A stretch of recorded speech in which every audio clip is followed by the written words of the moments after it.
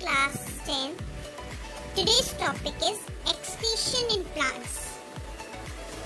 जिस तरह से हम नाइट्रोजनस वेस्ट, ऑक्सीजन वगैरह वेस्ट थिंग बाहर करते हैं अपनी बॉडी से, वैसे ही plants also do the same thing. Their excretion can be by the hydrotrophs or in the form of the droplets, or it can be in the vapor condition when it is doing the transpiration. बहुत सारे chemicals भी ऐसे हैं जो mobilize नहीं होते, they are also given out of the body of the plant. ये सारी की सारी चीजें जो भी वेस्ट है या एक्स्ट्रा है is going out of the body in both the cases, animals also and plants also.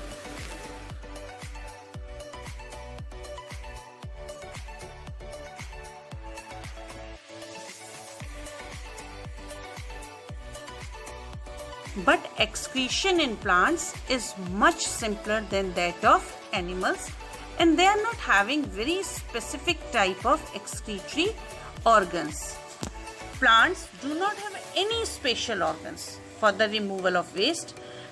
Roots, stem, leaves all help in the process of excretion in plants. सभी कुछ help करेगा जहाँ पर जिस हिसाब से एक्सक्रीट आउट करना है. फॉर एग्जाम्पल, अगर गैशियस एक्सक्रीटरी मटेरियल है तो that is through the stomata. Stomata आपने पढ़ा है. Opening and closing of the stomata takes place and they are the pores और the non cellular structures present on the leaf और the green parts of the plant body, and opening of these help in the removal of the gases from the plant body. So in those cases of the gaseous exchange, excretion is done by the leaves or the green parts having the stomata. Many plants eliminate waste by its accumulation of waste in the vacuoles of the aging leaf cells, because जो aging leaf cells हैं वो shed off हो जाएंगी plant के साथ और वो eliminate हो जाएंगे उन्हीं प्लांट के लीव्स के साथ जो भी मोबिलाइज नहीं हो सकते हैं. बहुत से केमिकल्स या ये कह सकते हैं कि एलिमेंट्स ऐसे होते हैं जो प्लांट में टिके रह जाते हैं और बहुत से मोबिलाइज हो जाते हैं. जो मोबिलाइज नहीं हो सकते हैं वो लीफ के साथ नीचे गिर जाते हैं, झड़ जाते हैं. These leaves will eventually die and fall off, removing waste in the process. जब वो झड़ेंगी येलो होने के बाद, क्योंकि अब वो फोटोसिंथेसिस में हेल्प नहीं कर सकती हैं, अब वो काफ़ी एजेड हो चुकी हैं, अब उनका कोई यूज़ नहीं है, तो जितना भी वेस्ट मटेरियल है वो भी उसके पास शिफ्ट हो जाएगा, सो दैट जब वो झड़ेगी तो उसके साथ ही वेस्ट पार्ट उस प्लांट का रिमूव हो जाएगा. Some plants waste product are stored as resins and gums in the old xylem. Xylem her bar multiply होता रहते हैं, न्यू जाइलम्स बनते हैं. हायर क्लास में आप पढ़ेंगे जब प्राइमरी जाइलम, सेकेंडरी जाइलम वगैरह फॉर्मेशन होती है, और उन ओल्ड जाइलम्स को जो close to the bark region होती है, ये रेजिन्स और गम्स जमा हो जाते हैं. अगर आपने ध्यान दिया होगा कि स्टिकी सब्सटेंसेस जो बार्क ऑफ ट्री से निकल रहा है, जैसे अगर कभी आप पहाड़ में गए हो तो आपने पाइन ट्री वगैरह देखे होंगे जिसमें लीसा निकलता है, all that comes out from the stem portion.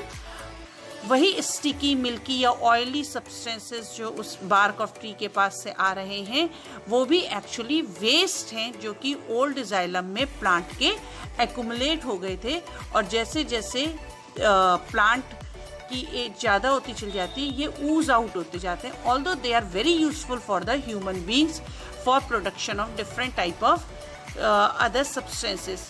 These are excretory products stored in the old xylem. So this way also it is being moved out of the plant body. Now the next substance which is moving out is other type of the elements which are of no use. They are moving into the soil around them through the root. So till now you have seen कि leaves भी help कर रही हैं और stem भी help कर रहे हैं प्रोसेस ऑफ एक्सक्रीशन में, और now roots are also helping in the process of excretion. So certain elements are excreted out with the help of the roots also. In some plants, waste is in the form of calcium oxalate crystals called as raphets. They are also being given out because calcium cannot move from leaves to the other part of the plant body or cannot be utilized by the young parts. बहुत सारे elements ऐसे होते हैं जो कि एक बार अगर old leaves ने यूज कर लिए हैं वो यंग लीव्स के पास चले जाते हैं जिससे कि उनकी ग्रोथ हो सके, लेकिन बहुत से पार्ट्स ऐसे होते हैं जो मूव नहीं कर सकते हैं और निडल शेप बन जाएंगे, therefore hurt and cause itching to the other person, क्योंकि वहाँ पर ऑक्सलेट जमा हो गया. One or the other way they are also helping the plant by giving them protection against the predators. For example, colocasia leaves हैं और जिनमें outer skin of the onion है, ये सब hard dry हो जाएंगे. They are the actually dead part of that particular leafy portion only. In case of the onion, you have seen that onion is actually made up of fleshy leaves, and these leaves when die, they are forming the outer covering, and one way it is protecting the onion from the microbial action also. Some plant wastes are very useful to human beings such as rubber, latex, gum, resins and essential oils like eucalyptus or sandalwood oil which you are getting from the plant. They are actually a waste product for the plant but very useful product for the human beings. So in the nature, the one way or the other, whether living or dead or the excreted material, the nature is helping us. Some plant wastes are very useful to human beings.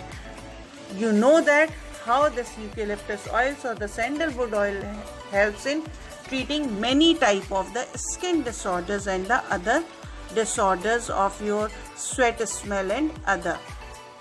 So nature अपने waste में भी हमको beneficial items दे रहा है, but we are destroying this nature.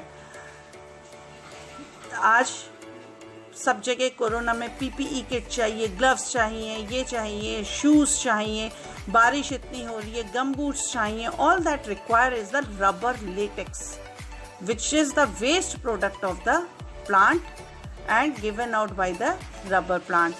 The hard transparent resins are principally used for varnishing.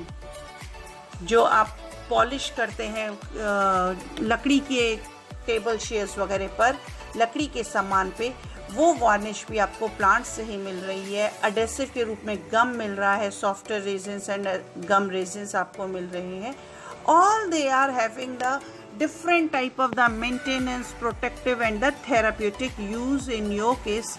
So nature is just see how much it is giving. अपना waste product भी उसका हमारे इतने यूजफुल है, but what we are doing, we are destroying the nature and killing all those plant parts. The leaves which are falling down, they are helping in the composting, increasing the fertility of the soil and giving you better crop next time.